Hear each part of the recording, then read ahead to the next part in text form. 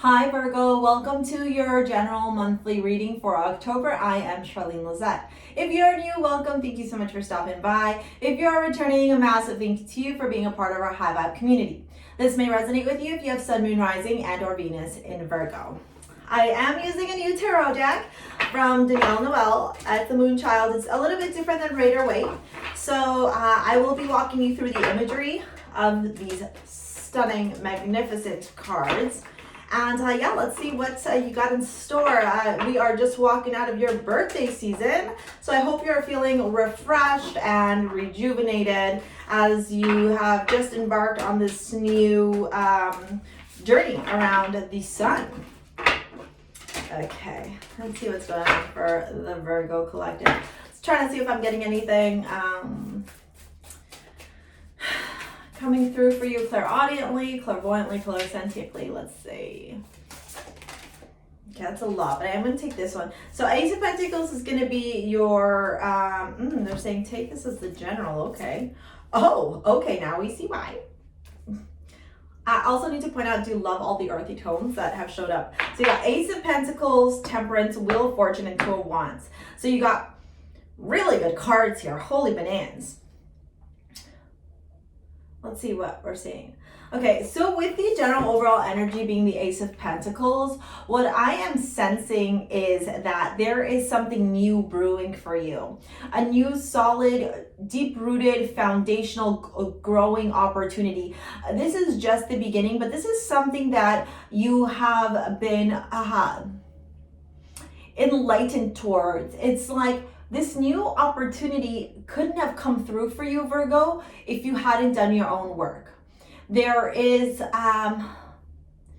these moments of clarity that have steered you in this direction that now are going to bring you, in my opinion, solid new financial opportunities.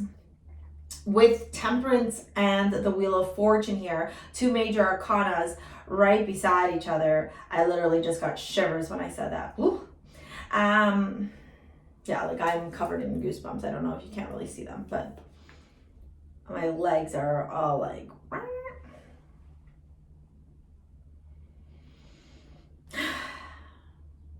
Temperance calls on you to have patience right now, okay? Because you've gotten this spark that's been ignited, and so now you have this new opportunity to see things, okay, and to create something solid and new. But Temperance turns around and says to you, hey, like now we got to restore things. Now we got to find balance. Now we got to let the universe do the ebb and flow of things.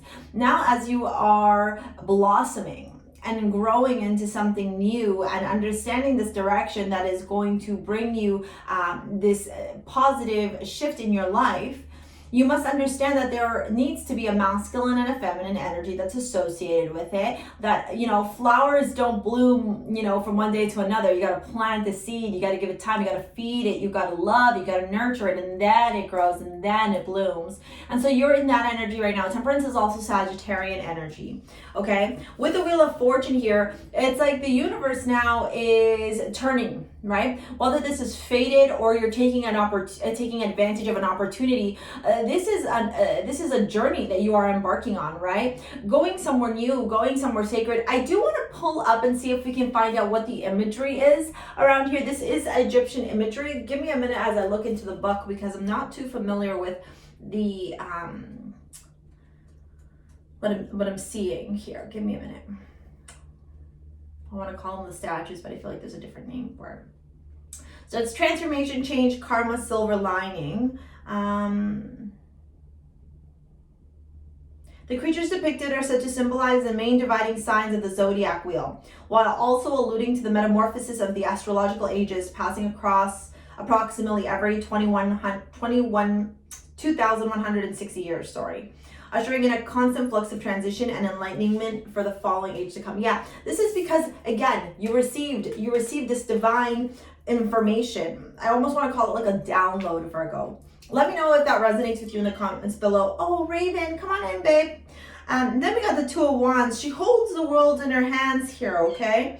And she tries to understand which direction, okay? Where is the opportunity? Where is the growth? How can I find, and I'm going to use the cheesy word, love and light in this new opportunity? How can I make sure that I am passionate and creative in the way that I am going through in my life, by also recognizing that within my hands I have this power for this great transformation and to create a life exactly how I've always desired it to be. Okay, let's see what we got for your career and finances, Virgo. Dude, everyone is getting I feel like October is gonna, everyone in October is gonna be money bags. It's like a theme. I want to look at the astrological placements for the month of October, because I just feel like it's just gonna be like everyone and their money. Okay, no, it's too many. Can I get 2 more, please, for Virgo, Sun, Moon, Rising, and Venus? I just did Taurus, and Taurus got the 10 of Pentacles as well in that same exact spot, okay? This is abundance. This is deep-rooted. This is... You know, if you haven't been feeling like the money has been coming to you, you know, don't give up. Have temperance, have patience, okay? Understand that the universe is always working in divine timing. Some of you might be planning a move, a shift forward. It might just mean like moving out of your house to another place, or like, you know, maybe you live with your parents and you're moving out and you're not living with them anymore, or you are, for some of you, you're moving, no, that's too many, moving into, that was the Queen of Pentacles, by the way, and some other cards beneath it, but I just need 2 more. Moving like cities, towns, even some of you countries. So that's what I'm picking up on right now, Virgo. Can I get 2 for Virgo, please? Sun, Moon, Rising, and or Venus. Finances and career. 2 for Virgos. The Knight of Pentacles. Yeah, this is time. This is time. You go Ace of Pentacles, 10 of Pentacles, Knight of Pentacles. You have to have balance, okay? The Knight of Pentacles is the slowest moving knight in the Tarot. But where I love the Knight of Pentacles is that when he arrives, he is here for the long haul. He's not here like the Knight of Wands to just like hit it and quit it. He is here to offer stability, growth, opportunity to evolve. If you've watched Outlander, let me know in the description. Oh my gosh, speak English. In the comment box if you watch Outlander. He kind of reminds me of the guy that she meets. What's his name? Jesus. Balls. The guy that she has to marry when she goes back in time to save him. Is it Jamie? Yeah, I think it's Jamie. That's who he reminds me of. And Jamie grows as you watch the episodes, right? Like he evolves, he matures. He goes from like, you know, being strong and silent and hidden to like becoming more powerful and more riskier and you know, solid in his offerings. And that's what I'm picking up here too. Okay, we do have the 2 that wanted to come out. Shadow work and the 7 of Wands. Okay. So 2 common themes that I have been seeing across all of the readings are abundance, which I shared with you. I felt like October is going to be money bags, and shadow work. Shadow work, I think, comes up a lot and is coming up a lot because, you know, I don't ever believe that we ever complete our shadow work. Like I think that there's always opportunity to work and to progress and to release the ego and to figure out how to live more consciously and more present, etc. But where I do see this beautiful like opportunity that creates the shift for you, Virgo, is that shadow work is all about looking into the deepest depths of our unconscious, the things that we suppress, the things that we deny, the things that we ignore. So, for example, if your mom abandoned you when you were younger and you made this conscious choice to just say that she's a, you know, bitch and she's this and she's that, and you hold this anger and resentment for her, right? And you just let that fester and you shove it underneath and you're like, whatever, I'm over her. Like she left me, so I don't care about her. That kind of energy, that's not healing. And that's just something that you carry, right? And it's like a weight on your shoulders and you carry it unconsciously because it's trauma for you, and it actually affects all aspects of your life. You know, the type of respect that you can have for other women, the type of relationships that you have with men, the type of self-love, self-value that you have. I glitched. Hello? Whoa, I am glitching. Sorry, I said hello because I was trying to see if my mouth was moving. Okay, curious to see if the video glitches. That is wild if it does. Because the timer was going on, but I was talking and I didn't see myself talking in the video. Holy cow, okay? But yeah, that's the shadow work, okay? The suppression, the things that we ignore.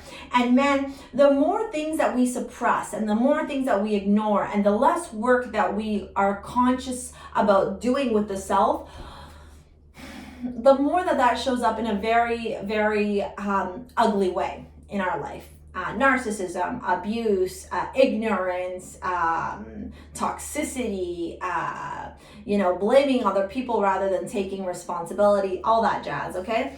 And then we have the Seven of Wands here, okay? The Seven of Wands traditionally in the Tarot talks about, having to face adversity, having to go at it alone and having to battle things that you believe in and fight for them. But I find it interesting here that the Seven of Wands here, this woman has placed her wands, okay, as she has embarked on this journey, and it looks like she's figured out a way to come to the top of this waterfall. And she is in an eclipse energy, okay? It looks like a solar eclipse. And she is creating some type of magic.